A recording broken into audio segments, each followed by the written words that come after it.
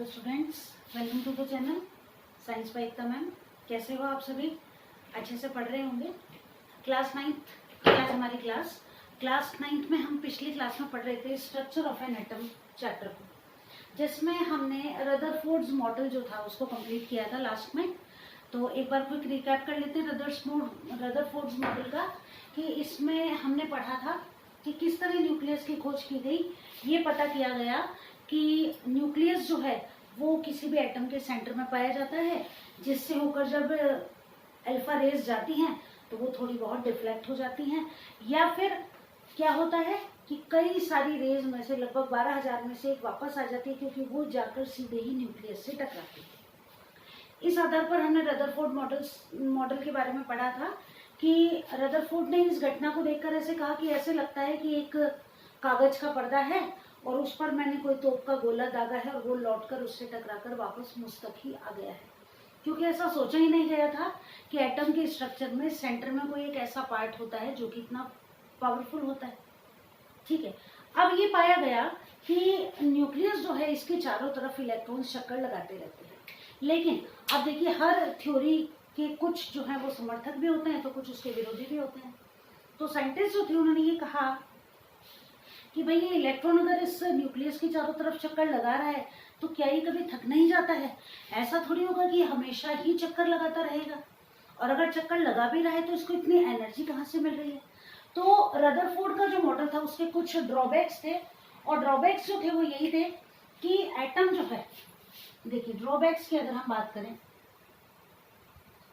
तो पहली चीज तो क्या थी कि एटम जो है ये इसके चारों तरफ जो न्यूक्लियस है उसके चारों तरफ अगर इलेक्ट्रॉन चक्कर लगा रहे हैं, ठीक है, तो ये जो इलेक्ट्रॉन चक्कर लगा रहे हैं इनको चक्कर लगाने के लिए जो ऑर्बिट है, ठीक है, तो ऑर्बिट के चारों तरफ जब इलेक्ट्रॉन चक्कर लगा रहे हैं तो they will lose energy, they will lose their energy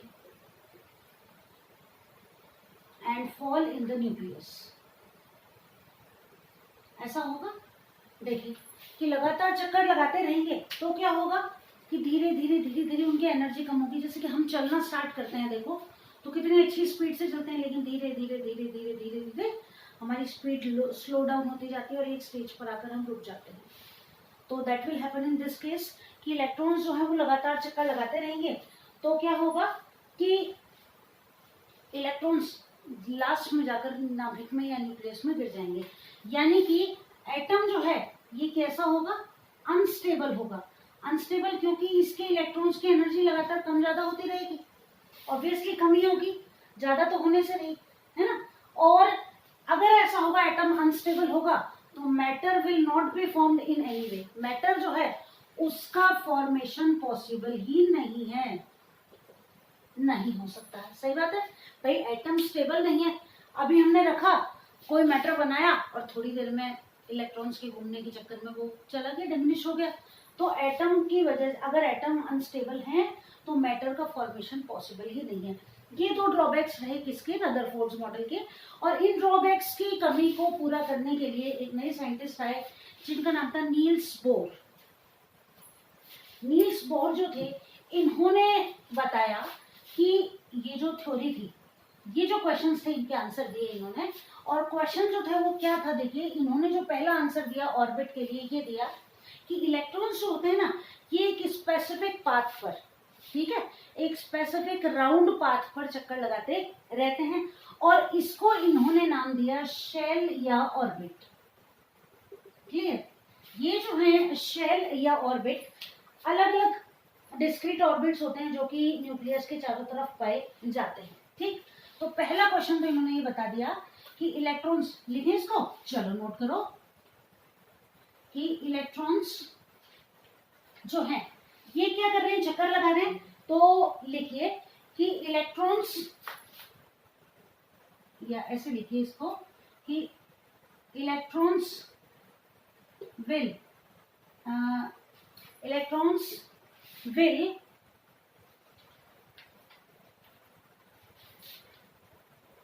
move on a circular path called as orbit और शेल। पहली बात तो इन्होंने ये बताई, ठीक है। दूसरी बात इन्होंने ये बताई कि ये अपनी एनर्जी जो है उसको रेडिएट नहीं करते हैं, यानी कि एनर्जी को रिलीज नहीं करते हैं। Electrons do not radiate energy while revolving around the nucleus। Clear है बात?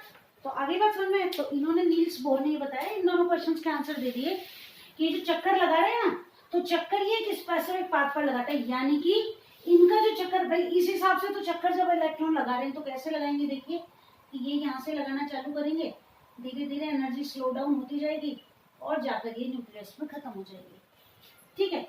ये है कौन सा, रदरफोर्ड मॉडल के अकॉर्डिंग।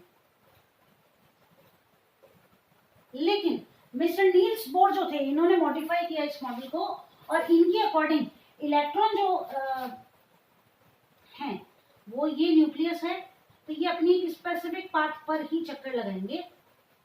ये है नील्स बोर का मॉडल। ये ना तो यहाँ से कहीं जाएंगे, ये अपनी स्पेसिफिक जगह पर ही रहेंगे। ये नील्स बोर ने, तो दोनों में अंतर है, क्लियर है? आगे बात समझ में। और साथ ही साथ ये जब चक्कर लगाएंगे तो ये एनर्जी को रेडिएट नहीं करेंगे, यानी कि they will not lose their energy किसी भी कंडीशन में, और ये लगातार इस तरह चक्कर लगाते रहेंगे, जिसकी वजह से atom will not be unstable in any case, यानी कि एटम कभी भी अनस्टेबल नहीं होगा। It will have it's definite shape and size, ठीक है। चलिए, तो ये हो गया बोर्स मॉडल। अब बोर्स मॉडल के बारे में और थोड़ा सा आगे पढ़ते हैं। यहाँ तक हमने पढ़ लिया, बिल्कुल क्लियर है माइंड में image, Rutherford model, Niels Bohr model. और अब जब आपने बोर्स मॉडल पढ़ लिया तो अब एक इंटरेस्टिंग पार्ट जो कि चैप्टर में है हमारे पास, उसको पढ़ते हैं। तो देखिए, ये जो एनर्जी लेवल्स हैं, ठीक है, ये मैं एनर्जी लेवल्स बना रही हूँ, और अभी हमने इनका नाम देखा, क्या नाम है इनका, these are called as shells and orbits, ठीक है। या तो आप इनको शेल कह दें या आप इनको ऑर्बिट कह दें, ठीक है। अब ये जो शेल या ऑर्बिट है, ठीक, इनका आप लोग कंपास से बनाना है ना अच्छे से। यहाँ मेरे पास कंपास अवेलेबल नहीं है, इसलिए ये देखिए, ठीक है। अब देखो कि ये है अलग अलग शेल, हम शेल या ऑर्बिट, ठीक है। ये हमारा न्यूक्लियस हो गया। ये जो शेल है इनके स्पेसिफिक नाम होते हैं। पहला जो शेल है ये है के के बाद एल, एल के बाद एम और एम के बाद एन। आगे भी चलते रहेंगे, ठीक है। हमारे काम के फिलहाल ये चार हैं। के शेल है, यानी कि इसके लिए एन की वैल्यू कितनी हो जाएगी, 1, n is equals to 2, n equals to 3 and n equals to 4। अब ये मैंने n क्यों लिखा है, ये जो n है ये आपको बताता है कि किस शेल में कितने इलेक्ट्रॉन्स रहते हैं। मान लीजिए आगे हम वैलेंसी पढ़ेंगे ना, वहीं हमारे काम आएगा। तो देखिए कि number of electrons in shell, इसको ज्ञात करने के लिए एक फॉर्मूला होता है। तो ये देखो फॉर्मूला नोट कर लो, मैंने तुम्हें कह रखा है पढ़ने के लिए हमेशा कॉपी और पेन साथ लेके बैठो। तो देखो, number of electrons in each shell, ये क्वेश्चन एग्जाम में कंफर्म आने जैसा क्वेश्चन हमेशा पूछा जाता है। शेल पूछ लिया जाएगा, ये फॉर्मूला पूछ लिया जाएगा, या शेल का नाम देखिए, नंबर ऑफ इलेक्ट्रॉन्स पूछ लिए जाएंगे, इंपॉर्टेंट टॉपिक। तो number of electrons in shell, क्या फॉर्मूला है इसके लिए, 2n²। आगे बात समझ में। चलो, तो अब के शेल के लिए इलेक्ट्रॉन्स निकाल दें। के शेल के लिए देखो 2 इंटू एन, वैल्यू कितनी है, इनकी वैल्यू 1, तो 1 का square that is 2 multiplied by 1, 2। यानी कि के शेल में मैक्सिमम कितने इलेक्ट्रॉन्स आ सकते हैं, 2 इलेक्ट्रॉन्स आ सकते हैं। के के बाद एल शेल की बात करते हैं, 2 इंटू एल के लिए एन बराबर कितना है, 2, तो 2 का स्क्वायर, 2 मल्टीप्लाइड बाय 2 का स्क्वायर 4, यानी कि एल शेल में आप कितने इलेक्ट्रॉन्स सकते हैं मैक्सिमम, 8 इलेक्ट्रॉन्स, ठीक है। के के बाद आ गया एम, 2 इंटू 3 का square that is 2 multiplied by 9, 18 electrons. और n की बात करें अगर, तो 2 इंटू 4 का square that is 2 into 16, 32 electrons. ये सब यहाँ पे इलेक्ट्रॉन्स लिखेंगे, ये इलेक्ट्रॉन्स के लिए ये दीजिए। तो बताओ आया कि नहीं समझ में, आ गया। चलो, इसके बाद अगला जो हमारा बुक का टॉपिक है वो है न्यूट्रॉन, ठीक, ये नोट कर लो। अब आ जाते हैं हम न्यूट्रॉन्स पर।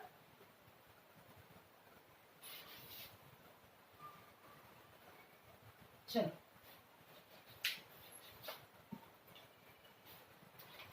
न्यूट्रॉन्स जो है इनकी खोज की जेम्स चैडविक, ठीक है।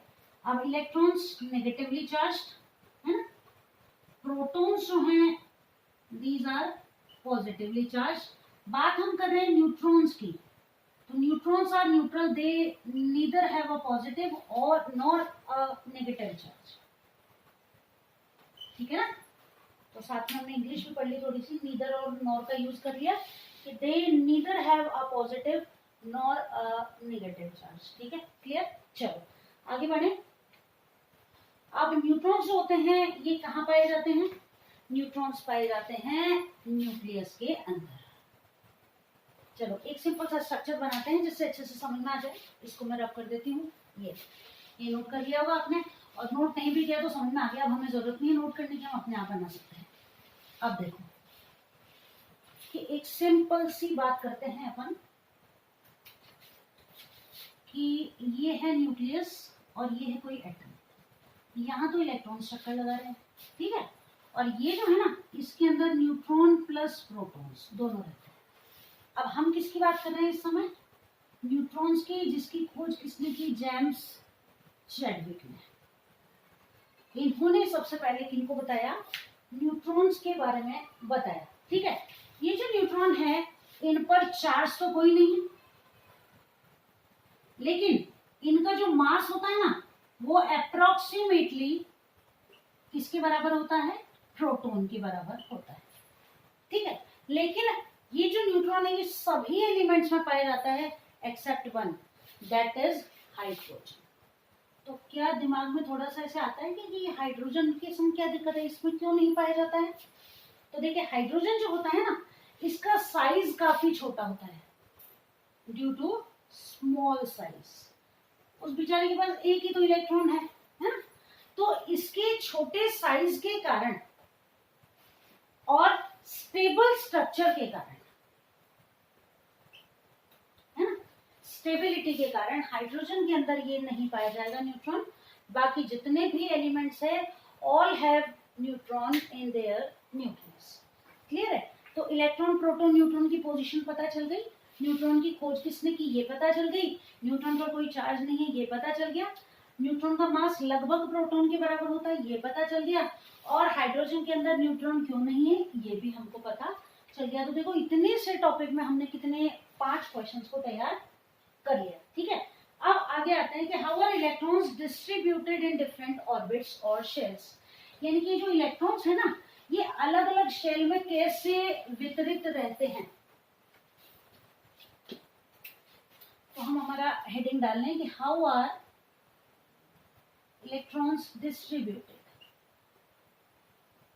इन शेल्स, लिखूं ये इन शेल्स, डिफरेंट शेल्स। अब इसके लिए एक नियम है, एक या 2-4 नियम है जिनको हम तैयार कर लेते हैं। पहला नियम तो यही है कि number of electrons in each shell, कैसे निकालोगे फॉर्मूला रिवाइज कर लो जल्दी से, 2n², ठीक है। ये निकाल दो कि k के लिए कितना था, k शेल के लिए थे 2, l के लिए कितने थे 8, m के लिए कितने थे 18 और n के लिए कितने थे 32। सही लिखे हैं क्या? याद कर लेना। दूसरी बात जो है शेल के अंदर इलेक्ट्रॉन्स जो हैं ये फॉलो करते हैं लॉ ऑफ ऑक्टेव को। Law of octave that is अष्टक का नियम, अगर आपने हिंदी में सुना हो तो। ये नियम क्या कहता है कि जो आउटर मोस्ट शेल है ना किसी भी इलेक्ट्रॉन का, वो अपने बाहरी सबसे बाहर वाला जो शेल है उसके अंदर हमेशा क्या व्यवस्था चाहता है, 8 इलेक्ट्रॉन्स चाहता है, और इसे कहा जाता है लॉ ऑफ ऑक्टेव। अब ये जो 8 इलेक्ट्रॉन्स है ना, ठीक है, ये जो 8 इलेक्ट्रॉन्स हैं इलेक्ट्रॉन को लेकर देकर साझा करके किसी से मतलब क्या कहते हैं उधार लेकर कैसे भी करके वो अपने बाहर वाले आउटर मोस्ट शेल में कितने इलेक्ट्रॉन्स रखना चाहता है, 8 इलेक्ट्रॉन रखना चाहता है, और इसे कहा जाता है लॉ ऑफ ऑक्टेव। ना तो 8 से कम ना 8 से ज्यादा। तो ये मैक्सिमम कितने इलेक्ट्रॉन्स हो जाएंगे ये अभी हम आगे पढ़ेंगे। Law of octave that is outermost shell will have 8 electrons for any stable atom. ठीक है, अब देखो, अब इलेक्ट्रॉन्स का फिल करने का क्या तरीका है कि इलेक्ट्रॉन्स जो होते हैं, electrons will be filled in the inner orbits, then the outer orbits will be filled.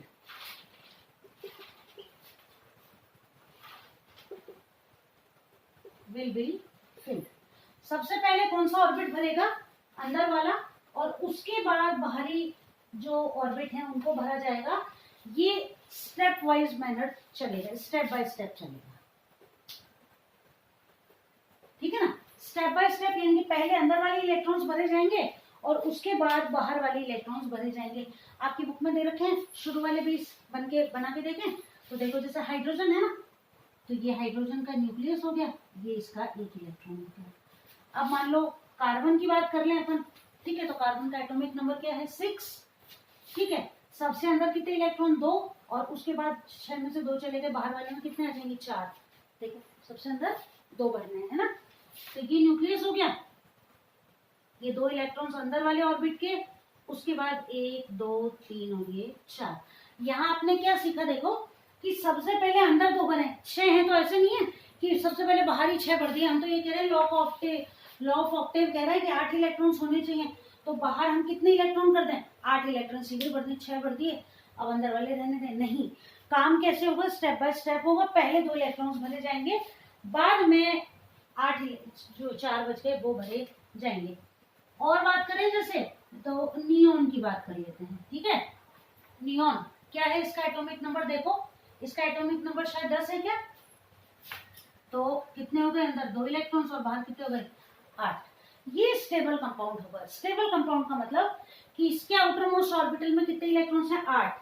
तो ये जो एटम होगा ना, किसका? नियोन का, तो ये स्टेबल है। नोबल गैसेस जिनको कहा जाता है, ये ना तो किसी से इलेक्ट्रॉन लेते हैं ना किसी को इलेक्ट्रॉन देते हैं। तो आपने देखा होगा कि अगर आपने केमिकल फॉर्मूले बनाने सीखे होंगे तो वहां आपने इसका नाम नहीं देखा होगा। क्यों? क्योंकि ये इलेक्ट्रॉन्स की ना तो साझेदारी करता है, ना किसी को देता है इलेक्ट्रॉन, ना ही लेता है। इसके outer most orbital completely filled है, तो ये अपने स्टेबल, अपने आराम से रहता है, इसको किसी से कोई लेना देना नहीं है। आगे बात समझ में? तो इस तरह ये इलेक्ट्रॉन्स जो है वो अलग अलग शेल्स में भरे जाते हैं। आप बस इतना सा ध्यान रखना, जैसे मान लो किसी का एटॉमिक नंबर है 15, ठीक है, तो कैसे भरे जाएंगे? सबसे अंदर 2 इलेक्ट्रॉन्स, बाद में 8 इलेक्ट्रॉन्स, कितने हो गए? 10। 15 में से 10 लेस कर दो, तीसरे वाले में कितने आ जाएंगे? 5 इलेक्ट्रॉन्स आ जाएंगे। आपको इस सीक्वेंस को ध्यान रखना है। अब यहाँ 8 होते ही ऑटोमेटिक आगे चला जाएगा। तो ये हमने सीखा कि how are electrons distributed in the shells. अब हम चलते हैं हमारे अगले टॉपिक पर, और ये रहा हमारा अगला टॉपिक, जो कि है वैलेंसी। वैलेंसी जिसको हम हिंदी में कहते हैं संयोजकता। ठीक है, अब क्या है ये संयोजकता? अब जब तक आपको संयोजकता पता नहीं होगी ना, तब तक आप क्या करेंगे? केमिकल फॉर्मूला नहीं लिख सकते। यानी कि वैलेंसी के बारे में आपको अच्छे से पता होना चाहिए। देखो, वैलेंसी या इसको हम कहते हैं संयोजकता।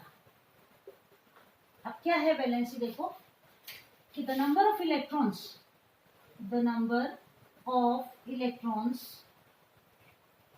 present in the outermost orbital of an element,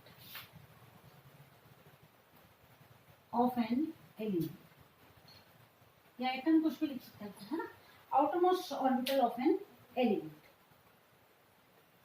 या एटम लिखें तो ज्यादा ठीक रहेगा। एलिमेंट तो मान लो, चलो एटम ही लिखते हैं, हम वैलेंसी की बात कर रहे हैं। अब देखो कि वैलेंसी की जब अपन बात कर रहे हैं तो हम ये कहते हैं कि आउटर मोस्ट ऑर्बिटल में जितने भी इलेक्ट्रॉन्स है ना, वो क्या कहलाएंगे? वैलेंसी कहलाएंगे। आउटर मोस्ट यानी कि सबसे बाहर वाले ऑर्बिटल में 2 इलेक्ट्रॉन्स हैं तो वैलेंसी 2 हो गई, 4 है तो वैलेंसी 4 हो गई। जैसे एग्जांपल लेके देखते हैं कि अपन कार्बन की बात करते हैं। सबसे अंदर कितने इलेक्ट्रॉन्स हो गए? 2, और 6 में से 2 चले गए क्योंकि इसका एटॉमिक नंबर कितना है? 6 है। 6 में से 2 चले गए तो बाहर कितने इलेक्ट्रॉन हो गए? 4। तो हम ये कह सकते हैं कि कार्बन की वैलेंसी कितनी है? 4।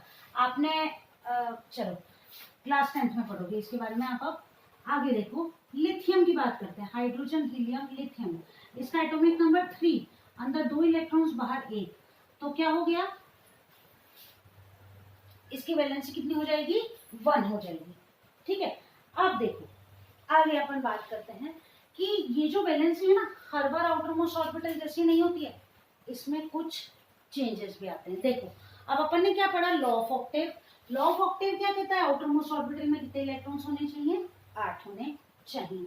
अब एक बात बताओ मेरे को कि अगर किसी एलिमेंट के आउटर मोस्ट ऑर्बिटल में 6 इलेक्ट्रॉन्स हैं, कितने इलेक्ट्रॉन्स हैं, 6, अब उसको लॉ ऑफ ऑक्टेव कंप्लीट करने के लिए कितने इलेक्ट्रॉन्स चाहिए, 2, है ना। तो वो 6 इलेक्ट्रॉन्स को देना प्रेफर करेगा या 2 इलेक्ट्रॉन्स को लेना प्रेफर करेगा, देखो तो वो 6 इलेक्ट्रॉन्स को देना प्रेफर नहीं करेगा, वो 2 इलेक्ट्रॉन्स को लेकर अपने ऑक्टेव को कंप्लीट करना पसंद करेगा। तो इसकी वैलेंसी 6 नहीं होगी, इसकी वैलेंसी कितनी हो जाएगी, 2 हो जाएगी। आ रही बात समझ में। अब देखो इसको ढंग से समझो कि अपन बात करते हैं, मैंने अभी अभी लिखा कि number of electrons present in the outer most orbital of an atom, ये स्थिति कहां तक सच है, आउटर मोस्ट ऑर्बिटल ये लिख दिया जो तो ठीक है, लेकिन कहां तक सही है, जब तक 4 इलेक्ट्रॉन है।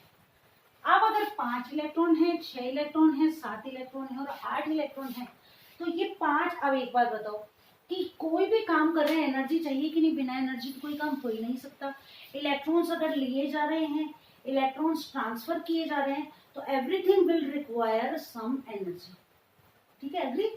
अब देखो अगर इसके आउटरमोस्ट ऑर्बिटल में 5 इलेक्ट्रॉन है, तो ऑक्टेव कंप्लीट करने के लिए इसके पास कितने इलेक्ट्रॉन्स की कमी है, 3 इलेक्ट्रॉन्स की।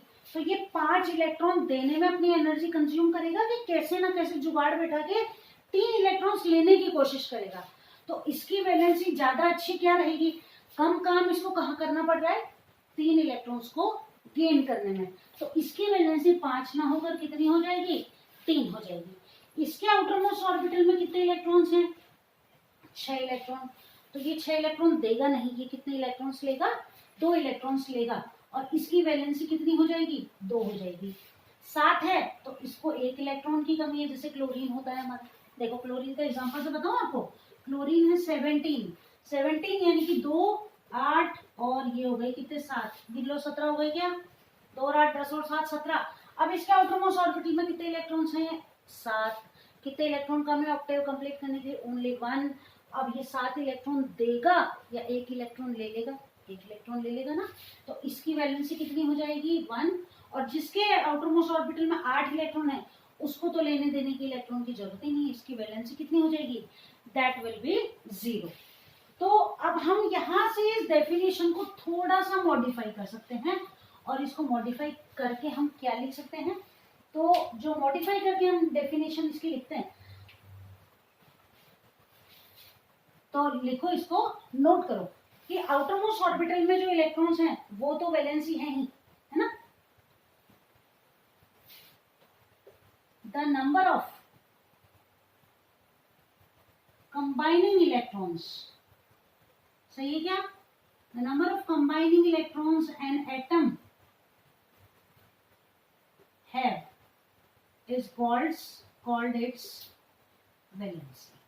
टेबल बनी हुई है आपकी बुक में, चेक कर लो उसको, वहां कोई भी दिक्कत हो देख लो, अभी साथ के साथ समझ में आ जाएगा।